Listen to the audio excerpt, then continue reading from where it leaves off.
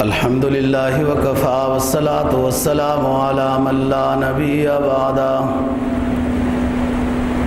وعلى آلہ واصحابہ الذین اوفوا عہدہ الذین هم خلاصة العرب الاربع وخیر الخلائق بعد الانبیاء اما بعد فاعوذ باللہ من الشیطان الرجیم بسم اللہ الرحمن الرحیم سبحان الذي اسرى بعبده ليلا من المسجد الحرام الى المسجد الاقصى الذي باركنا حوله لنريه من آياتنا إنه هو السميع البصير قال النبي صلى الله عليه وسلم اتقوا الله وصلوا خمسكم وصوموا شهركم وأدوا زكاة أموالكم وصلوا أرحامكم تدخلوا الجنة بسلام صدق الله العظيم وصدق رسوله النبي الأمي الكريم ونحن على ذلك لمن الشاهدين والشاكرين والحمد لله رب العالمين۔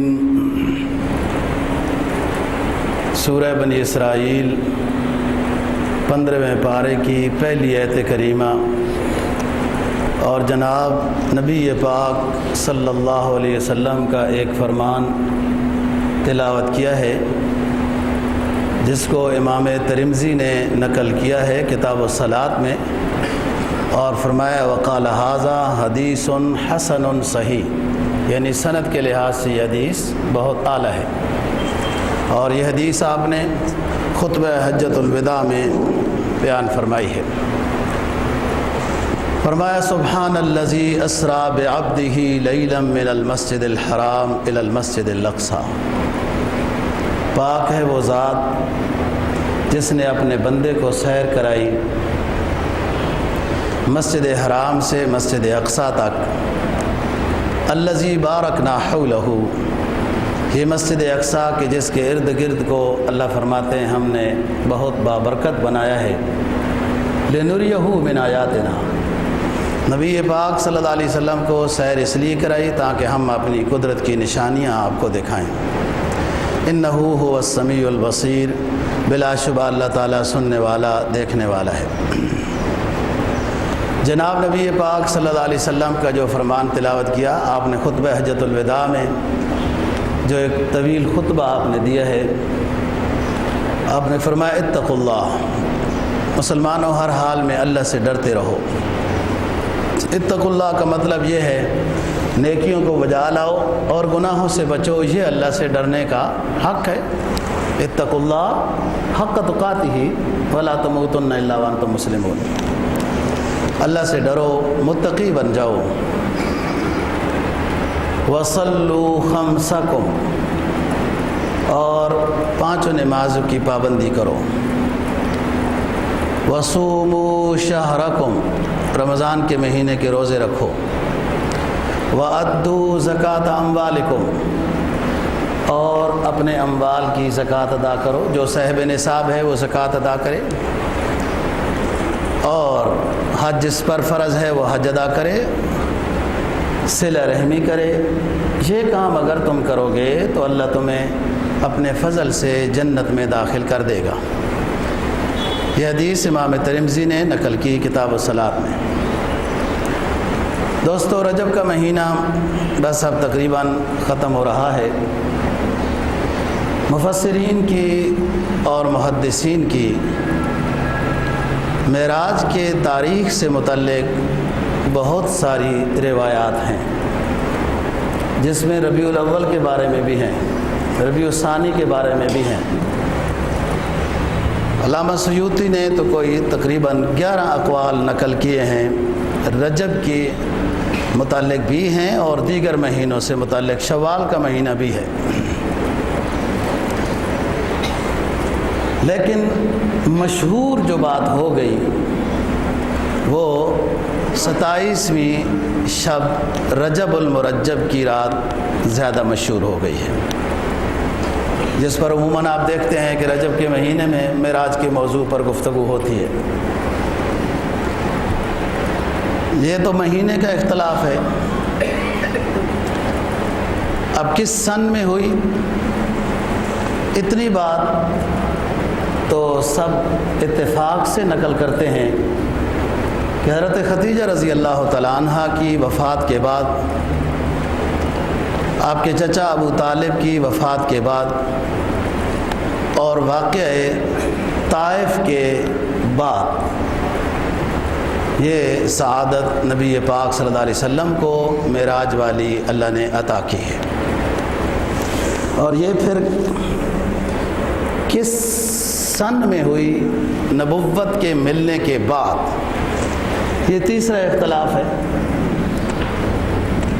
جس میں بعض حضرات نے لکھا ہے کہ 10 سال نبوت کے گزرنے کے بعد مکہ مکرمہ میں آپ صلی اللہ علیہ وسلم کو معراج کی یہ سعادت عطا کی گئی ہے، یعنی مدینہ آنے سے 3 سال پہلے۔ لیکن اس کے علاوہ اور بھی بہت سارے اقوال ہیں۔ معراج، عرجہ، عروج، مقام کو کہتے ہیں، بلندی کو کہتے ہیں نا فلانے کو بڑا عروج مل گیا ہے۔ عروج یہاں پر نبی پاک صلی اللہ علیہ وسلم کو یہ عروج روحانی ہے، یعنی نیکی کے لحاظ سے آپ کو عروج عطا کیا گیا ہے۔ رہی بات کہ معراج جناب نبی پاک صلی اللہ علیہ وسلم کو بیداری کی حالت میں روح بما جسد عنصری کے کرایا گیا ہے، خواب کی بات نہیں ہے۔ خواب میں معراج ہونا تو اور انبیاء علیہ السلام کو بھی ہوا ہے۔ عالم مکاشفہ میں معراج، اوپر جانا، روح کا سیر کرنا، اولیاء اعظام کو بھی حاصل ہوا ہے۔ آپ صلی اللہ علیہ وسلم کا معراج بیداری کی حالت میں، خواب میں نہیں، بیداری کی حالت میں اسی جسد عنصری کے ساتھ اللہ تعالیٰ نے آپ کو یہ سیر کرائی ہے، اور یہی آپ صلی اللہ علیہ وسلم کی ان فضیلتوں میں سے ہے جو دیگر انبیاء علیہ السلام سے آپ کو ممتاز خصوصیات عطا کی گئی ہیں۔ آپ کے بہت معجزے ہیں جس پر مستقل کتابیں لکھی گئی ہیں، معجزات رسول صلی اللہ علیہ وسلم، لیکن ان میں سب سے بڑے 4 معجزے ہیں۔ ایک معجزہ بڑا قرآن مجید کا معجزہ ہے جو زندہ و جاوید ہے، ہمیشہ سے ہے، قیامت تک رہے گا، قیامت میں بھی اس کی تلاوت ہوگی۔ اور اب تو دشمن بظاہر زور آور نظر آتا ہے، اتنا زور نہیں ہے، اصلہ زبدہ۔ قرآن کیا کہتا ہے؟ جھاگ کی طرح ہے، جھاگ کی طرح۔ دشمن کی طاقت بظاہر روبدار نظر آتی ہے، جھاگ جیسے بڑی نظر آتی ہے نا۔ کسی زمانے میں دشمن طاقتور بھی تھا، دشمنان اسلام، جس میں تتاریوں کی یلغار، چنگیز کی ہے، ہٹلر کی ہے، فلاں ہے، فلاں ہے، یعنی وہ ایسی اسلام کے خلاف یلغاریں تھیں کہ اسلام کا نام لینا مشکل ہو گیا تھا، لیکن قرآن زندہ و جاوید رہا ہے۔ اللہ نے ایسے رجال اللہ اس وقت بھی زندہ رکھے، ایسے مجاہد رکھے جو قرآن و حدیث کو سینے کے اندر محفوظ کرنے والے رہے۔ میں تفصیل سے بات کر چکا ہوں کہ تاتاریوں کی ان یلغاروں نے دجلہ و فرات کو سیاہی بنا دیا تھا۔ اسلامی وہ عظیم الشان لائبریریاں کہ جن کو دجلہ و فرات کے حوالے کر دیا گیا تھا، لیکن اسلام کو تو نہ مٹا سکے۔ اسلام اسی طرح ہے، وہ کوئی اسلام کی ایک لائبریری تھوڑی تھی جو بغداد میں تھی۔ تو قرآن سب سے بڑا معجزہ نبی پاک صلی اللہ علیہ وسلم کے۔ بعض علماء نے تو دوستو اس حد تک لکھا ہے کہ قرآن ہی کی وجہ سے باقی تمام فضیلتیں ہیں۔ قرآن کے ساتھ رشتہ جوڑنے کی وجہ سے ہی ولی ہوتا ہے، غوث ہوتا ہے، قطب ہوتا ہے۔ اللہ کے نیک بندے جو ہیں وہ قرآن کے ساتھ جڑنے کے ساتھ ہی وہ نیک بنے نا۔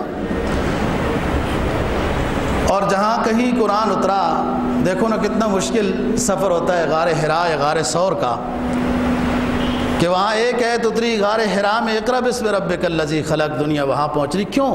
کہ وہاں قرآن اترا۔ اس کو جبل نور کہہ دیا، روشنی کا پہاڑ کہہ دیا۔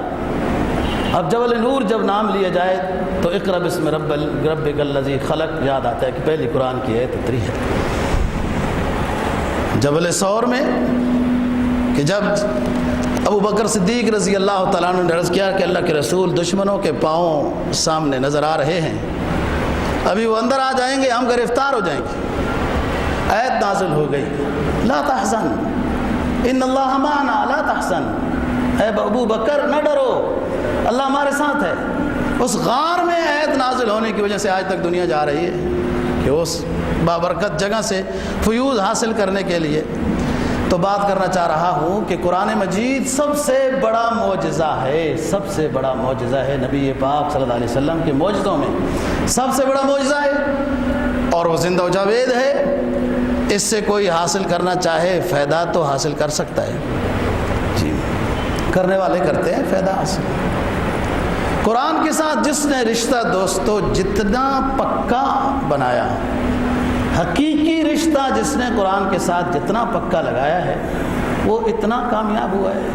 اور جتنا رسمی رواج طاقوں میں سجایا جاتا ہوں، پڑھ کے سنایا جاتا ہوں، تعویذ بنایا جاتا ہوں، اس کام کے لیے لوگوں نے سمجھا ہے۔ قرآن کی برکت تو ہے تلاوت کر کے بھی، تعویذ کی بھی، لیکن مقصد قرآن کا تو اور ہے۔ تو یہ ایک رسمی تعلق ہے، 40واں ہو گیا، آج جمعرات ہو گئی، آج یوں ہو گیا، یہ رسم ہے، رسم۔ حقیقی رشتہ قرآن کے ساتھ ہونا چاہیے اور اسی سے ہی فائدہ ہے۔ اور ہر گھر قرآن کی تلاوت سے بانور ہونا چاہیے، معمول ہونے چاہیے ہر روز قرآن مجید کی تلاوت کے، اس کے مضامین سمجھنے کے۔ یہ کیا کہنا چاہتا ہے قرآن؟ ہم سے کوئی مطالبہ بھی کرتا ہے؟ قرآن کیا کہتا ہے؟ وَلَقَدْ يَسَّرْنَا الْقُرْآنَ لِلذِّكْرِ فَهَلْ مِن مُدَّكِرٍ۔ ہم نے کتنا آسان نازل کیا اپنی کتاب کو۔ وَلَقَدْ يَسَّرْنَا الْقُرْآنَ لِلذِّكْرِ فَهَلْ مِن مُدَّكِرٍ۔ ہم نے کتنا آسان فصاحت و بلاغت سے بھرا ہوا اپنا کلام نازل کیا، کوئی ہے تم میں سے اس سے نصیحت حاصل کرنے والا؟ آؤ نا، یہ آپ کے اور میرے حبیب کے قلب اطہر پہ نازل ہوا۔ قرآن کہتا ہے اِنَّ هَذَا الْقُرْآنَ يَهْدِي لِلَّتِي هِيَ أَقْوَمُ۔ یہ لوح محفوظ سے نازل ہونے والی کتاب جو نبی اکرم صلی اللہ علیہ وسلم کے قلب اطہر پہ نازل ہوئی، یہ ٹیڑھوں کو سیدھا بنا دیتی ہے۔ جو خود نہ تھے راہ پہ قرآن پڑھے، قرآن پڑھنے والے بنے تو عالم کے ہادی بن گئے۔ جو خود نہ تھے راہ پہ وہ عالم کے ہادی بن گئے۔ وہ کیا نظر تھی جس نے مردوں کو مسیحا کر دیا؟ وہ اونٹ چرانے والے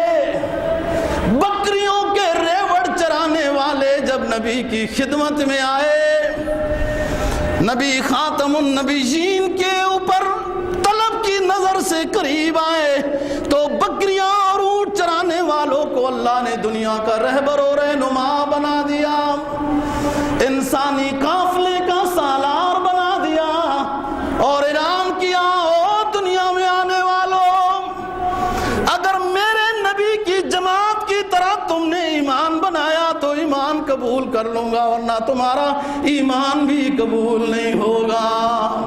قرآن اعلان کرتا ہے فَإِنْ آمَنُوا، پہلا پارہ ختم ہو رہا ہے، آخری صفحہ ہے، دو عظیم آیتیں ہیں پہلے پارے کے آخری صفحے پر۔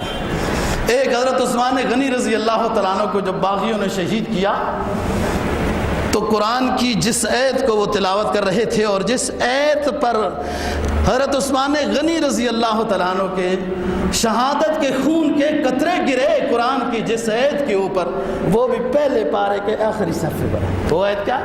فرمایا فَسَيَكْفِيكَهُمُ اللَّهُ وَهُوَ السَّمِيعُ الْعَلِيمُ۔ اتفاق دیکھیں، اللہ تیرے لیے کافی ہے، اللہ تمہارے لیے کافی ہے۔ فَسَيَكْفِيكَهُمُ اللَّهُ، اے مسلمانوں تمہارے لیے تمہارا رب کافی ہے۔ آج عثمان پہ باغیوں نے یلکار کی ہے، عثمان کے لیے بھی عثمان کا رب کافی ہے، باغی رسوا اور ذلیل ہوں گے۔ وَهُوَ السَّمِيعُ الْعَلِيمُ۔ صرف تم نہیں جو مسجد نبوی میں عثمان غنی کو نہیں آنے دے رہے ہو، صرف تم نہیں دیکھ رہے ہو، رب بھی دیکھ رہا ہے۔ تم جنت البقیع میں عثمان غنی کو نہیں دفن ہونے دے رہے ہو، تم نہیں دیکھ رہے، عثمان کا رب بھی دیکھ رہا ہے۔ اور اس یہودی سے کنواں خرید کر وقف کرنے والے عثمان غنی اس کنویں سے پانی نہیں دیتے ہو عثمان کو، صرف تم نہیں دیکھ رہے ہو، عثمان کا رب بھی دیکھ رہا ہے۔ اور مسجد نبوی میں امیر المؤمنین ذی النورین عثمان غنی کو نماز نہیں پڑھنے دیتے ہو، جس نے مسجد نبوی کی توسیع کے لیے زمین خرید کے مسجد کے لیے وقف کی ہے، صرف تم نہیں دیکھ رہے ہو، عثمان غنی کا رب بھی دیکھ رہا ہے۔ فَسَيَكْفِيكَهُمُ اللَّهُ، تمہارے لیے رب کافی ہے۔ وَهُوَ السَّمِيعُ الْعَلِيمُ۔ اور دوسری آیت عظیم، قرآن کی ہر آیت عظیم ہے، جو جس کے ساتھ رشتہ جوڑے۔ دوسری آیت فرمایا ہے مسلمانوں فَإِنْ آمَنُوا بِمِثْلِ مَا آمَنْتُمْ بِهِ فَقَدِ اهْتَدَوْا، اگر تم ایمان کے دعوے دار بن رہے ہو تو میرے نبی کی پیاری جماعت کی طرح اپنا ایمان بناؤ تو تمہارا ایمان قبول ہو جائے گا۔ یہ پہلے پارے کی آخری ہے، فَإِنْ آمَنُوا بِمِثْلِ مَا آمَنْتُمْ بِهِ فَقَدِ اهْتَدَوْا۔ تو سب سے اونچا معجزہ دوستو وہ قرآن مجید کا معجزہ ہے اور زندہ ہے۔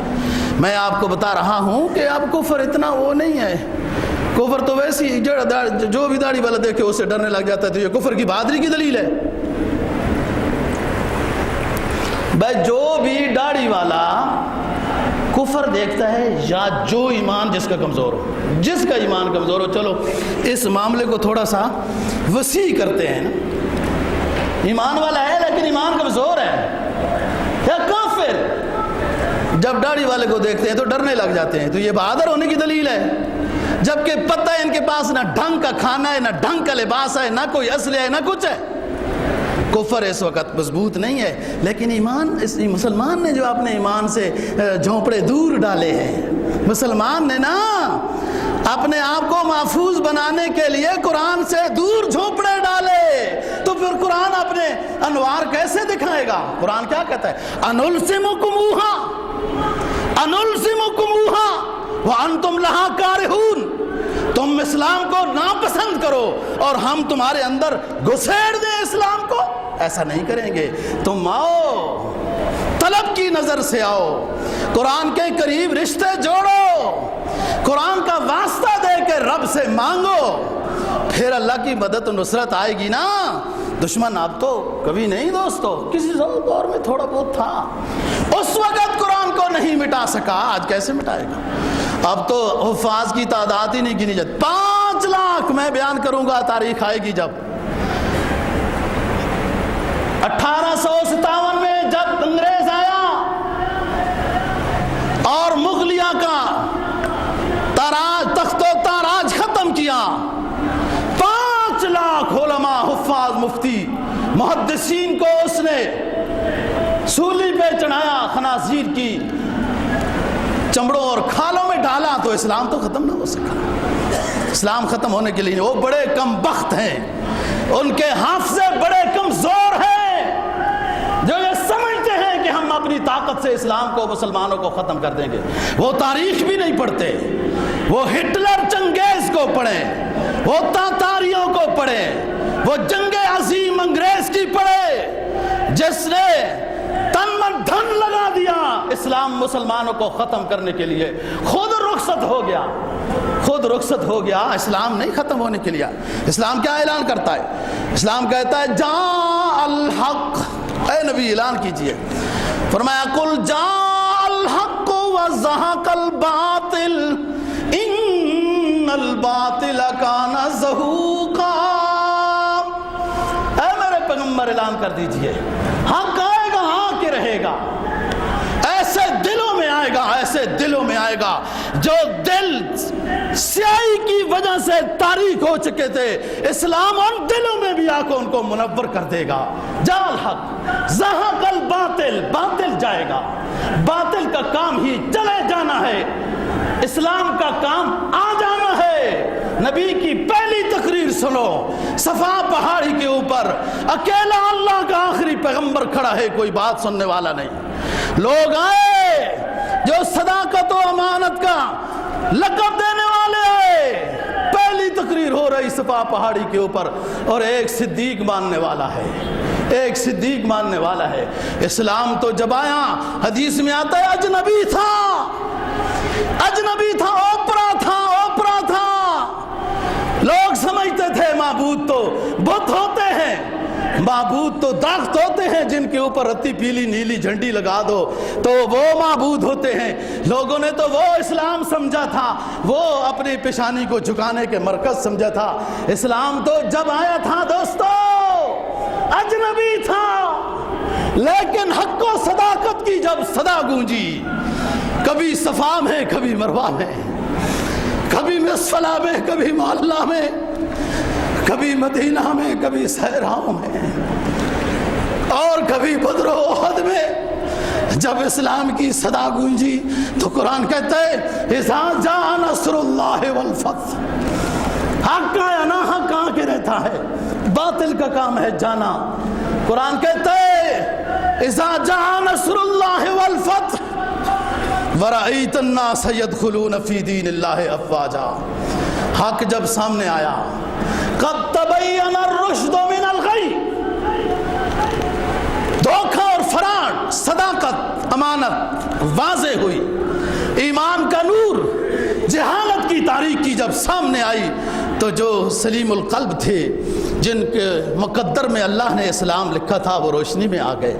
ہاں اذا جاء نصر اللہ والفتح، پھر وفود کی شکل میں، وفدوں کی شکل میں لوگ اسلام میں داخل ہونے لگے۔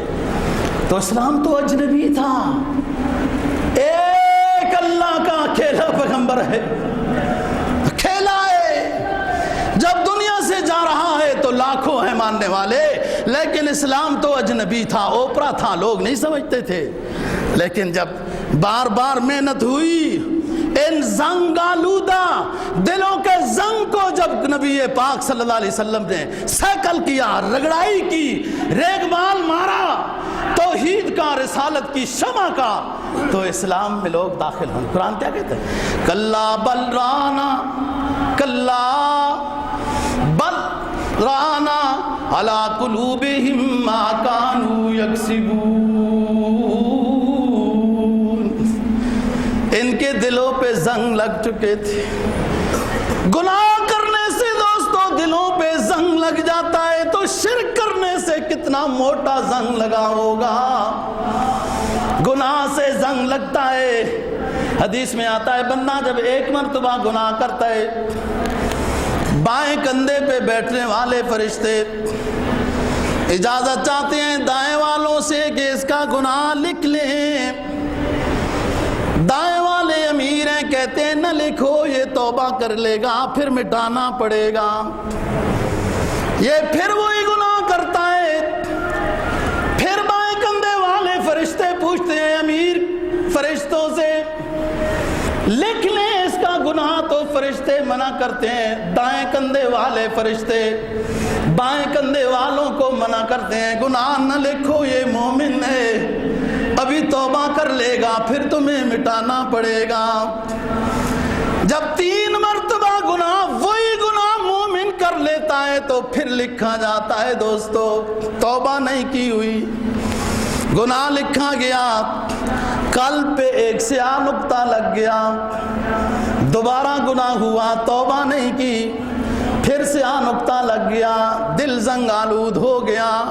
یہ دل جو زنگ آلودہ ہوا گناہوں سے، توبہ سے سیکل ہو جائے گا، رگمال لگ جائے گا توبہ سے. لیکن ایک دل ہے جو زنگ آلود ہو چکا ہے کفر سے، شرک سے، بدعت سے، رسم و رواج سے، ظلم و ستم سے، دھوکے سے، زیادتیوں سے. ایک دل زنگ آلود ہوا جو اتنا موٹا زنگ تھا مشرکین مکہ پر. جب نبی پاک صلی اللہ علیہ وسلم کا وہ نورانی ریگمال آیا، قرآن کہتا ہے کلا بل ران علی قلوبہم ما کانوا یکسبون. ان کے عقیدہ و اعمال بد کی وجہ سے ان کے دل زنگ آلود ہو گئے. لیکن جب نبی کے قریب آئے، طلب کی نظر سے آئے، توبہ کی، اسلام میں آئے، اسلام میں داخل ہونے کے بعد فضیلت ملی. الاسلام یہدم ما کان قبلہ. وہ اسلام میں آ گئے، صدق کے دل سے نبی کی غلامی میں آئے. تو ہماری طرف سے بھی اعلان سن لو، سابقہ زندگی کے جتنے گناہ ہیں ہم نے سب مٹا دیے، سب معاف ہو گئے. تو بات کر رہا ہوں دوستو، سب سے بڑی فضیلت کی چیز قرآن مجید ہے. 4 معجزے سب سے بڑے.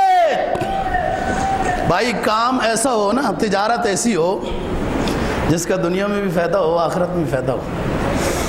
اکثر تجارت ہو رہی ہے، آخرت کا فائدہ ہے، اور دنیا کے فائدے کو لے کے تجارت ہو رہی ہے. اسلام میں آؤ، تجارت بھی کرو سنت کی نیت سے، تو دنیا کا بھی فائدہ ہے، آخرت کا بھی فائدہ ہے. بھائی حدیث میں آتا ہے کہ جس شخص نے محبت سے اپنی بیگم کو ایک لقمہ کھلا دیا کھانے کا، تو صدقے کا ثواب ہے.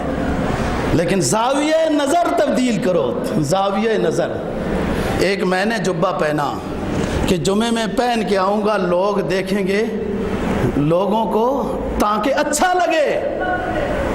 یہ ایک نیت ہو سکتی ہے. اور ایک نیت یہ ہو سکتی ہے کہ مجھے خود اچھا لگے کہ سنت رسول ہے. تو جب یہ نیت ہوئی تو ثواب بن گیا، جب پہلی نیت ہوئی تو گناہ ہو گیا. یہی تجھ کو دھن ہے، رہو سب سے بالا، ہو زینت نرالی، ہو فیشن نرالا، جیا کرتا ہے کیا یوں ہی مرنے والا. زاویہ نظر چاہیے دوستو، اسلام میں زاویہ نظر چاہیے. آپ لباس پہن رہے ہیں، اعلیٰ لباس پہن رہے ہیں. سرکار دو جہاں صلی اللہ علیہ وسلم کا ایک جبہ 30,000 درہم کا تھا. حساب اپنے دفتر میں کیلکولیٹر سے کر لینا، 30,000 درہم کا لباس تھا. ہاں کبھی گودڑی بھی تھی، کبھی کمبلی پھٹی ہوئی بھی تھی، لیکن وقت کے ساتھ ساتھ 30,000 درہم کا جبہ بھی تھا. لیکن نیت یہ تھی کہ خود کو اچھا لگے، اللہ کو اچھا لگے، تو پھر وہ ثواب بن جاتا ہے. ان اللہ جمیل یحب الجمال، حدیث ہے. ایک صحابی نے پوچھا حضور عمدہ سواری رکھنا تکبر ہے؟ فرمایا نہیں. حضور عمدہ لباس پہننا تکبر ہے؟ فرمایا نہیں۔ کہا عمدہ کھانے کھانا، خوشبو لگانا تکبر ہے؟ فرمایا نہیں۔ کہا حضور پھر تکبر کیا ہے؟ فرمایا تکبر یہ ہے کہ دوسروں کو حقیر سمجھنا اور حق کی بات سامنے آئے تو اس میں تعویل کرنا۔ قرآن اور حدیث کی بات سامنے آ جائے تو پھر تعویل کر لینا ہو۔ بھائی سب انبیاء کی داڑیاں تھی، سب صحابہ داڑھی والے تھے، اور تم کو کیا ہوا؟ پیغمبر پر ایمان لائے ہو، کس کی روش میں ہو؟ تو بندہ کہ نہیں، ان کے پاس اچھے بلیڈ نہیں تھے، ان کے پاس نا صحابہ کے پاس اچھے بلیڈ نہیں تھے، اب بلیڈ اچھے آ گئے ہیں۔ یہ تعویل ہو رہی ہے۔ یہود و نصارہ اس وقت بھی داڑیاں مڈاتے تھے، ان کے پاس بلیڈ تھے۔ کوئی کہے بھائی نبی کا لباس یہ تھا، جبہ تھا، پگڑی تھی، ٹوپی تھی، ایک چادر آپ ساتھ رکھتے تھے۔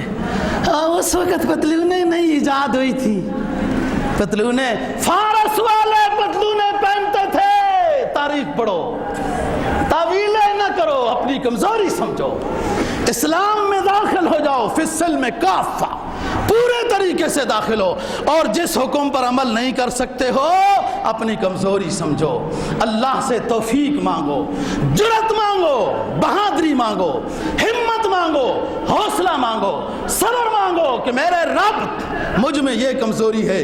آپ کے پیغمبر عالی شان کی سنت تو یہ ہے، میں کمزور ہوں، میرے اس گناہ کو معاف فرما، میں سنت پہ عمل نہیں کر سک رہا، مجھے ہمت عطا کر، تو اتنا گناہ نہیں ہوگا کہ آپ فکر مند ہیں۔ لیکن قرآن و حدیث کی بات کو سامنے لا کے تعویل کرے بندہ، تعویل کرے کہ نہیں وہ سود اور تھا، یہ سود اور ہے۔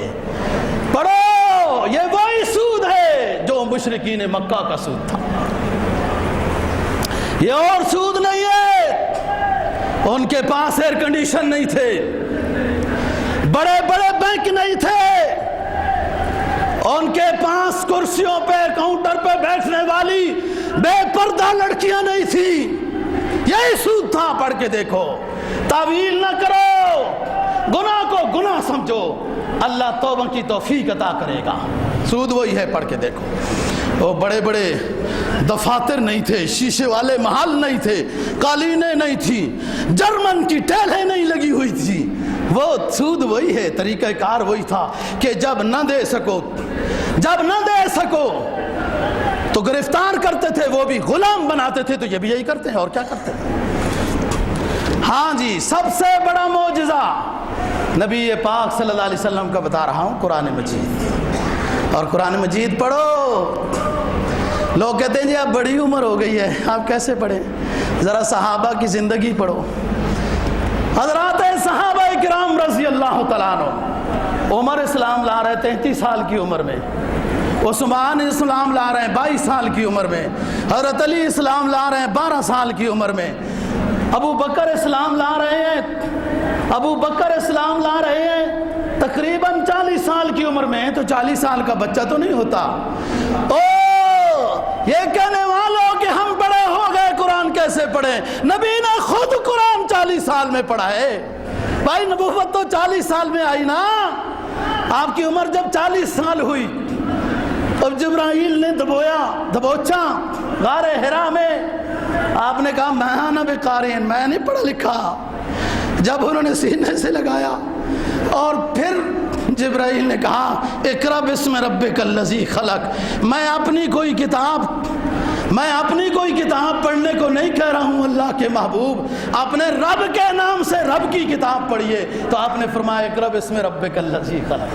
بھائی یہ ہیلا نہ کرو کہ ہم بڑے ہو گئے قرآن کیسے پڑھے؟ خود ہمارے پیغمبر پہ قرآن نازل ہوا 40 سال میں ہے، ابو بکر قرآن پڑھ رہے ہیں 40 سال میں، جو نازل ہو رہا ہے ساتھ ساتھ پڑھتے جا رہے ہیں۔ ہمت چاہیے، دعا چاہیے، سچی نیت چاہیے، اس کے لیے 2 نفل پڑھو، داخل ہو جاؤ، آگے ذرا قدم تو بڑھاؤ، واستبق الباب وقدت قمیصہ، آگے بھاگو، دروازے خود کھل جاتے ہیں۔ دوسرا معجزہ، پہلا قرآن مجید کا معجزہ ہے، دوسرا معجزہ بڑا حضرات صحابہ کرام رضی اللہ تعالیٰ عنہ کا ہے۔ حضرات صحابہ کرام نبی پاک صلی اللہ علیہ वसल्लम की वो अजीम जमात का नाम है जिसको कुरान पहले पारे की पहली आयतों में सहाबा का जिक्र करता है। फरमाया अलिफ लाम मीम ज़ालिकल किताबु ला रैब फीहि हुदल लिल मुत्तकीन। मुत्तकी के लिए हिदायत के बनकर आती है ये नबी पे उतरने वाली नूरानी किताब। हिदायत वाले कौन है? अल्लज़ीना युमिनूना बिल गैब, अल्लज़ीना युमिनूना बिल गैब व युकीमूनस सलाता व मिम्मा रज़क़नाहुम युनफ़िकून। ये सहाबा हैं जिनकी तारीफ हो रही है ना, और पहले पारे की पहली आयतों में जिनकी तारीफ हो रही है सहाबा है। सहाबा की तारीफ करना ये कुरान मानने वालों का काम होता है, कुरान हदीस मानने वालों का काम होता है सहाबा की तारीफ करना। इस्लाम मुकम्मल ही नहीं होता सहाबा की शान के बगैर। आगे कुरान क्या कहता है? कुरान कहता है, तफसीली बात बाद में करेंगे, अभी 30 पारे और नाजिल होने हैं। फरमाया उलाइका अला हुदम मिर रब्बिहिम व उलाइका हुमुल मुफ्लिहून। ये ही कामयाब हैं। हसर लाया क्या बताऊं हसर क्या होता है, ताकीद क्या होती है। कुरान क्या कहते? उलाइका अला हुदम मिर रब्बिहिम व उलाइका हुमुल मुफ्लिहून। और नबी के सहाबा में, नबी की सहाबा की शान में दिलों में मैल रखने वालों, नबी के सहाबा की शान और मनकबत में सोचो विचार करने वालों, कुरान मानते हो? कुरान की पहली आयतों में कुरान ऐलान करता है उलाइका अला हुदम मिर रब्बिहिम। खत्म बात, मुख्तसर ये है मेरे नबी की जमात ही हिदायत वाली है, मेरे नबी की जमात ही कामयाबी से सरफराज होगी। ये दूसरा मौजज़ा है साहब। दोस्तों, बंदे के पास वसैल हो, सवारियां हो, लिबास हो, असलहा हो, तीरो कमान हो, घर हो, महफूज मकाम हो, फिर भी इस्लाम के लिए निकलना बड़ी कुर्बानी है। लेकिन घर में सब कुछ है, सवारी भी है, खर्चा भी है, मकान भी है, लिबास भी है, असलहा भी है, फिर निकल रहे हैं इस्लाम की खिदमत के लिए। अच्छी बात है, निकलना चाहिए। लेकिन ये प्यारी जमात कब इस्लाम की खिदमत के लिए निकली है? अभी तो हिजरत करके आए दोस्तों, अभी हिजरत करके आए, अपना सब कुछ छोड़ के आए। थे इनके पहाड़ भी, ज़मीनें भी थीं, मकान भी थे। जबल उमर तो हाज उमरा वालों ने देखा होगा ना, जबल उमर बिल्कुल दार तौहीद के पीछे है, जिस पर आज तकरीबन 50-60 मंजिलें तो बन चुकी हैं। जबल उमर था ही जबल उमर, वो ऊंचा था ही। अल्लाह ने सऊदियों के दिलों में भी डाला कि जबल उमर को और ऊंचा कर दो। उमर है ही ऊंचा, जिसको अल्लाह के हबीब ने मांगा, गिलाफे काबा पकड़ के मांगा, अल्लाह इस्लाम को इज्जत दे। उमर बिन खत्ताब के इस्लाम लाने की बरकत से इनके पास ज़मीनें थी, सहाबा के पास मकान थे, पहाड़ थे और कारोबार थे। सब छोड़ा नबी की मोहब्बत में कि हमारा नबी मदीने जा रहा है, हम मक्का में क्यों रहें, हम अपने नबी के साथ रहेंगे, जिधर हमारा नबी उधर हम जाएंगे। कुरान ने फिर क्या कहा?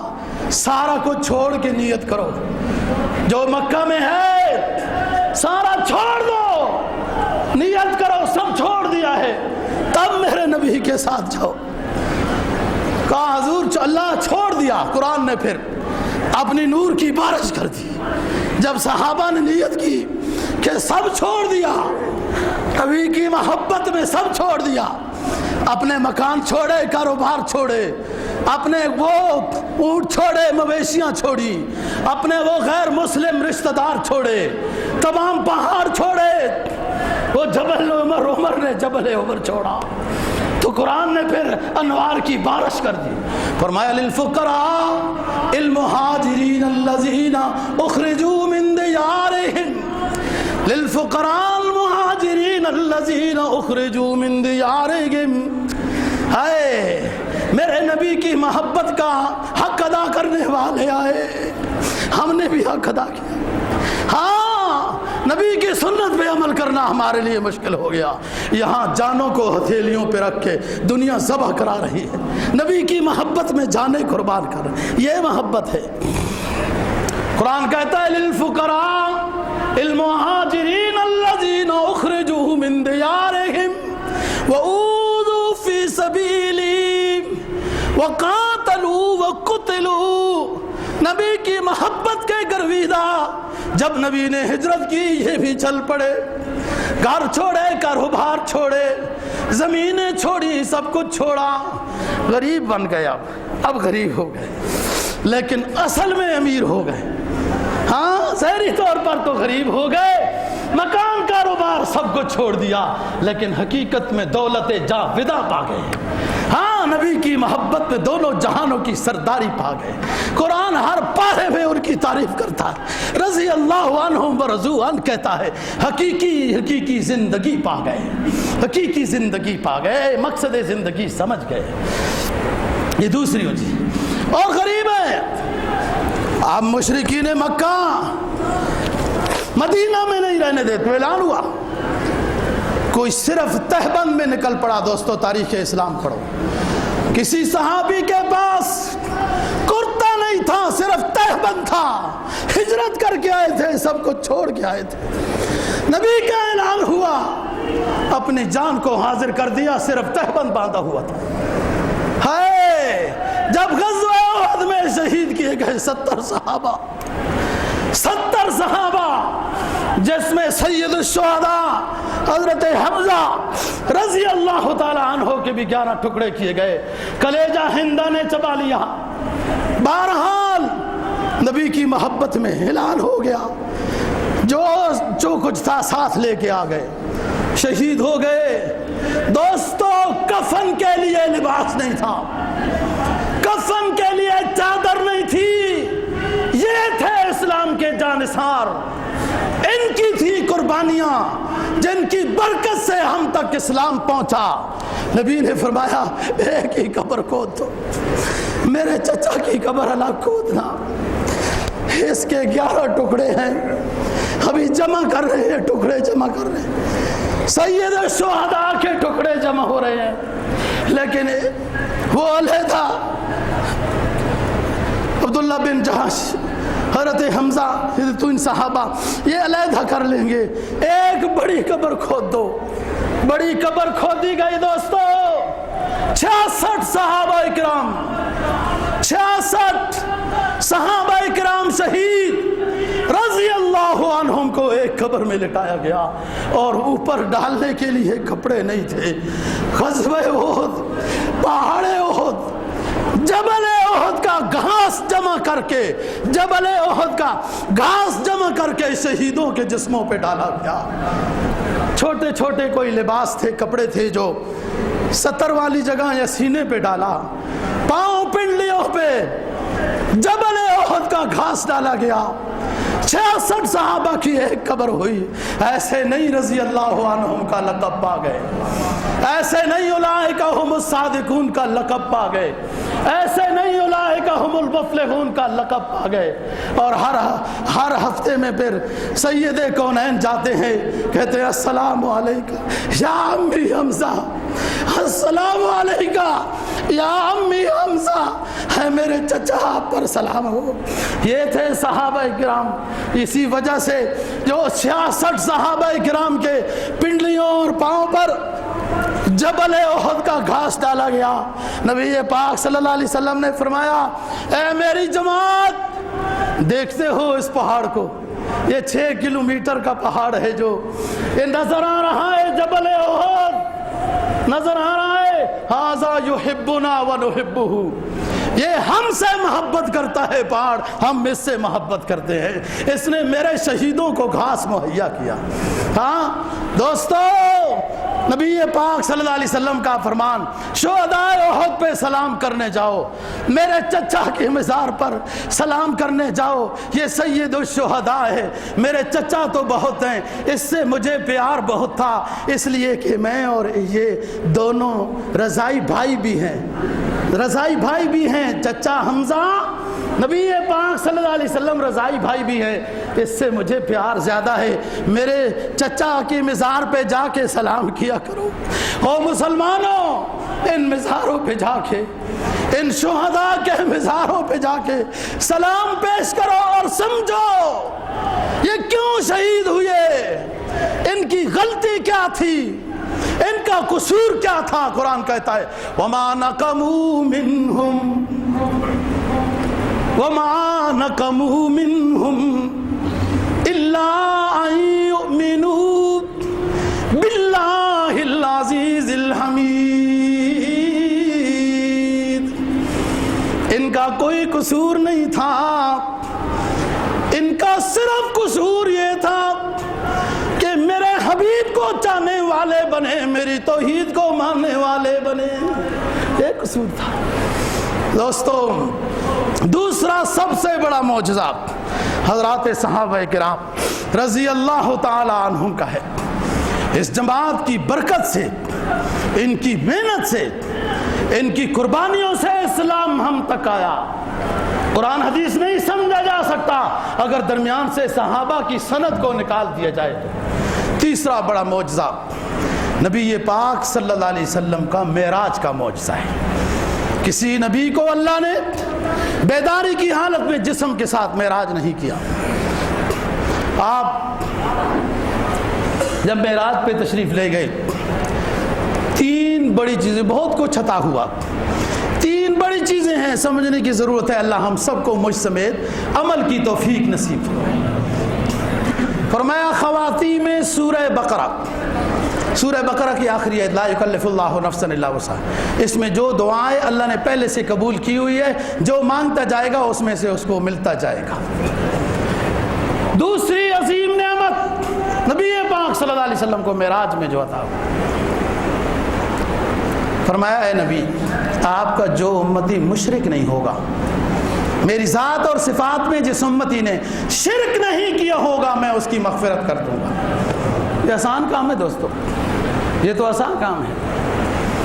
اللہ کی توحید کو ماننا آسان کام ہے، شرک نہ کرو اس کی ذات میں، عبادت اسی کی ہے، نظر و نیاز اسی کا ہے، عبادت نام کی ہر چیز اسی کی ہے، وہی داتا، وہی خالق، وہی مالک، وہی رازق ہے، اسی کے مانگنے میں خیر ہے، سب اس کے در کے سوالی ہیں۔ یہ آپ تاریخ پڑھیں نا، سارے پیغمبروں نے حج کیا، سارے صحابہ نے حج کیا، سارے ولیوں نے حج کیا، کیا کرنے گئے تھے؟ وہ اللہ کو راضی کرنے گئے تھے، اللہ سے مانگنے گئے تھے، اس کے چوکھٹ پہ سر رگڑنے گئے تھے۔ سب بڑے بڑے اس کے در کے سوالی۔ بڑے کون ہوتا ہے؟ بڑا بادشاہ نہیں ہوتا، بڑا ولی ہوتا ہے، بڑا غوث ہوتا ہے، قطب ہوتا ہے، بڑے صحابہ ہوتے، بڑے انبیاء ہوتے، بڑے امام الانبیاء ہوتے ہیں، سب اس کے در کے سوالی ہیں۔ توحید بڑی چیز ہے، بڑی دولت ہے۔ یہ تیسرا معجزہ ہے نبی پاک صلی اللہ علیہ وسلم کا بڑا معجزہ۔ ہرقل کے پاس روم کے بادشاہ دہیہ کلبی کو بھیجا۔ یہ صحابہ کرام میں یوسف تھے، یوسف حسن کے لحاظ سے۔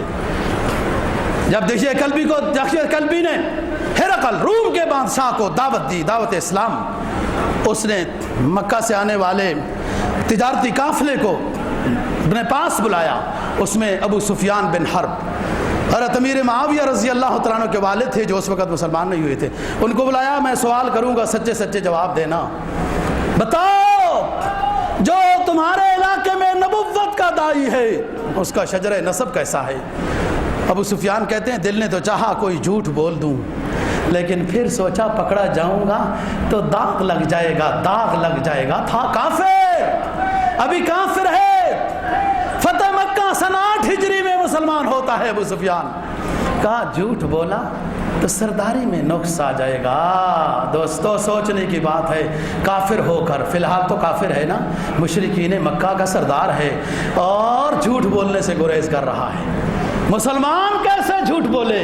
حدیث میں نبی پاک صلی اللہ علیہ وسلم کا فرمان ہے، ایمان اور جھوٹ دونوں جمع نہیں ہو سکتے۔ ایمان رہے گا، جھوٹ نہیں ہوگا۔ پھر اگر جھوٹ ہے تو پھر ایمان رخصت ہو جائے گا۔ جھوٹ اور ایمان دونوں ایک قلب میں جمع نہیں ہو سکتے۔ جھوٹ سے توبہ کرو، اپنے رب پہ توکل کرو، نبی کا صدقہ دے کے رب کے سامنے جھک جاؤ۔ رب کے سارے خزانے اسلام مسلمان انسان کے لیے۔ حدیث میں جناب نبی پاک صلی اللہ علیہ وسلم کا فرمان ہے کہ میرے رب کے نزدیک مکھی کے پر کے برابر بھی، گندی مکھی کے پر کے برابر بھی اگر دنیا کی حیثیت ہوتی، مکھی کے پر کے برابر بھی میرے رب کے نزدیک اگر دنیا کی حیثیت ہوتی تو کافر کو ایک پانی کا گھونٹ بھی میرا رب نہ دیتا۔ اس لیے کہ دنیا کی حقیقت اللہ کے ہاں کوئی، اللہ کے ہاں حقیقت کس کی ہے؟ سبحان اللہ۔ آپ پڑھو، جنت میں درخت لگ گیا، اس کی ہے حقیقت۔ لا الہ الا اللہ محمد الرسول اللہ، اس کی ہے حقیقت۔ محل بن گیا، جنت میں محل بن گیا۔ الحمدللہ، جنت میں نہر جاری ہو گئی، اس کی ہے حقیقت۔ اور فرمایا یہ تو یوں ہے، اور میرے نبی پہ سلام بھیجا، پھر یوں نہیں ہے، میرے نبی پہ ایک مرتبہ سلام بھیجا تو میں اس پر 10 مرتبہ رحمت بھیجوں گا۔ یہ انعام ہے اپنے حبیب کی شان کا۔ میرے حبیب کی شان یہ ہے، تم ایک مرتبہ صلی اللہ علی محمد کہو، صلی اللہ علی محمد، صلی اللہ علی رسول اللہ ایک دفعہ کہو۔ میری محبت ہے اپنے حبیب کے ساتھ، تمہارے اوپر ایک کے بدلے میں 10 مرتبہ رحمت بھیجوں گا۔ اس کی ہے حقیقت آپ کے اور میرے رب کے ہاں۔ جی ابو سفیان کھڑا ہے ہرقل کے سامنے کہ اس نبی کی نسب کیسا ہے؟ اس نے کہا جی بہت اونچا ہے۔ کہا اس کے خاندان میں پہلے کسی نے نبوت کا دعویٰ کیا؟ کہا نہیں۔ تو اس کے ماننے والے کیسے ہیں؟ بڑے بڑے لوگ ہیں یا غریب ہیں؟ کہا غریب ہیں۔ کہا کوئی مان کے واپس مرتد بھی ہوا؟ کہا نہیں ہوا۔ انگاروں پہ لیٹ جاتے ہیں، اپنے سینوں پہ پڑیاں سلیں رکھوا دیتے ہیں، انگارے بلال کے پسینے سے خود بچ جاتے ہیں، لیکن بلال کے منہ سے لا الہ الا اللہ ہی نکلتا ہے۔ اس کے ماننے والے غریب۔ کہاں کبھی جنگ بھی ہوئی ہے؟ کہاں ہوئی ہے۔ کہا کیا نتیجہ ہوا؟ کہا کبھی وہ جیتے کبھی ہم جیتے۔ کہاں یہ صداقت و امانت کے لحاظ سے کیسا ہے؟ کہاں بہت اونچا ہے، صداقت و امانت کا بہت اونچا ہے۔ کہاں یہ کس چیز کی دعوت دیتا ہے؟ کہاں توحید ربانی اپنی رسالت کی دعوت دیتا ہے۔ کہاں اور کیا کہتا ہے؟ کہا کہتا ہے اچھے کام کرو، برائیوں سے بچو، چوریاں نہ کرو، ڈاکے نہ ڈالو، دھوکے نہ کرو، نماز پڑھو، فلاں کام کرو، اور سب سے بڑی بات یہ ہے پاک دامن بن کے رہو۔ تم جب کسی کی عزت خراب نہیں کرو گے تمہاری بھی کوئی خراب نہیں کرے گا۔ عزت مند، غیرت مند، اپنے حفاظت کے ساتھ رہو۔ یہ تھا۔ تو ہرقل نے کہا اچھا۔ پھر ابو سفیان نے کہا ایک بات میرے دماغ میں آئی، وہ کہہ دیتا ہوں تو ہو سکتا ہے ہرقل ناراض ہو جائے گا۔ کہا وہ جو پیغمبر ہے مکی، وہ یہ کہتا ہے کہ میں ایک رات میں گیا بیت المقدس میں اور پھر معراج کر کے اور پھر جنت دوزخ سارے نبیوں سے ملاقات کر کے واپس آ گیا۔ یہ نبی تو یہ کہتا ہے۔ ادھر ایک بوڑھا عالم بیٹھا ہوا تھا، کہنے لگا جی بادشاہ سلامت، یہ سچی بات ہے، سچی بات ہے۔ بادشاہ نے کہا بابا تو کیسے جانتا ہے؟ تو ادھر میرے پاس بیٹھتا ہے اور وہ تو مکی ہے۔ کہا ہوا یہ ہے کہ میں بیت المقدس کو بند کر کے رات کو جاتا ہوں گھر، تو مجھ سے بیت المقدس کا مین گیٹ بند نہیں ہوتا تھا۔ جب میں نے لوگوں کو بلایا تو دیوار کا بوجھ دروازوں پر آ گیا تھا، میں پھر چھوڑ کے گھر آ گیا۔ جب صبح گیا تو دیوار اپنی جگہ پر، دروازہ آرام سے کھل رہا ہے، اور ادھر ایک پتھر ہے اس میں سوراخ ہوا ہے، ادھر کسی نے کوئی جانور باندھا۔ یہ میرے ساتھ واقعہ تب ہی ہوتا ہے جب کوئی اللہ کا پیغمبر بیت المقدس میں آتا ہے تو مجھ سے رات کو دروازہ بند نہیں ہوتا۔ یہ اس نے تو جو ابو سفیان نے نیت تھی مسئلہ خراب ہو جائے گا وہ اور ٹھیک ہو گیا۔ ہرقل نے کہا لوگو میرے ایمان کے اوپر گواہ بن جاؤ، میں اس ہستی کے اوپر ایمان کا اعلان کرتا ہوں، اور اگر یہ ہستی اس سے میری ملاقات ہو گئی تو اس کے پاؤں دھو کر میں پیوں گا، یہ اتنا اونچا اللہ کا پیغمبر ہے۔ بات یہ ہے، یہ تیسرا معجزہ ہے سب سے اونچا نبی کا معراج کا، اور چوتھا معجزہ نبی پاک صلی اللہ علیہ وسلم کی ختم نبوت کا ہے۔ ختم نبوت کا ہے۔ دنیا کے 250 ملک ہیں دوستو، 50 ملک، 57 ملک، کام کے تو 2-3 ہی ملک ہیں، باقی تو گنتی کے ہیں نا۔ وہ ایک بندے سے کسی نے پوچھا تھا تمہارے بیٹے کتنے ہیں، تو اس نے کہا کام کے بتاؤں یا گنتی کے بتاؤں؟ کام کا تو ایک ہی ہے، باقی 11 ہیں۔ مسلمانوں کے ملک گنتی کے تو 57 ہیں، 57۔ ڈھنگ کے تو 2-3 ہی ہیں، باقی اللہ توفیق دے، ایک پاکستان، ایک مصر، ایک ترکی، ایک سعودی، باقی فارغ ہیں، بس ادھر ادھر ہی ہے بھائی۔ 57 ملک، باقی 200 ملک کفار کا ہے، بڑے بڑے ملک ہیں ان کے، کروڑوں میں ان کی فوج ہے، میزائل ہیں، ایٹم بم ہے، سب کچھ ہے۔ کوئی نبی بھی جھوٹا کر کے انہوں نے دیکھا تو سمجھ گئے کہ کامیاب نہیں ہو سکے۔ یہ اللہ کے پیغمبر کا آخری معجزہ ختم النبوت ہے۔ بے شک مسلمان تھوڑے ہیں لیکن کفار نے پروگرام بنایا، نبی جھوٹا کھڑا کیا، تباہ ہو گئے۔ اللہ نے اپنے سید کونین کی نبوت کو قیامت تک رکھنا ہے۔ عمرے کی برکت سے آپ سے 5-7 منٹ زیادہ لے لیے، زیادہ فائدہ ہوگا مجھے بھی اور آپ کو۔ اللہ تعالی ہم سب کو دین کی سمجھ اور عمل کی توفیق نصیب فرمائے۔ وآخر دعوانا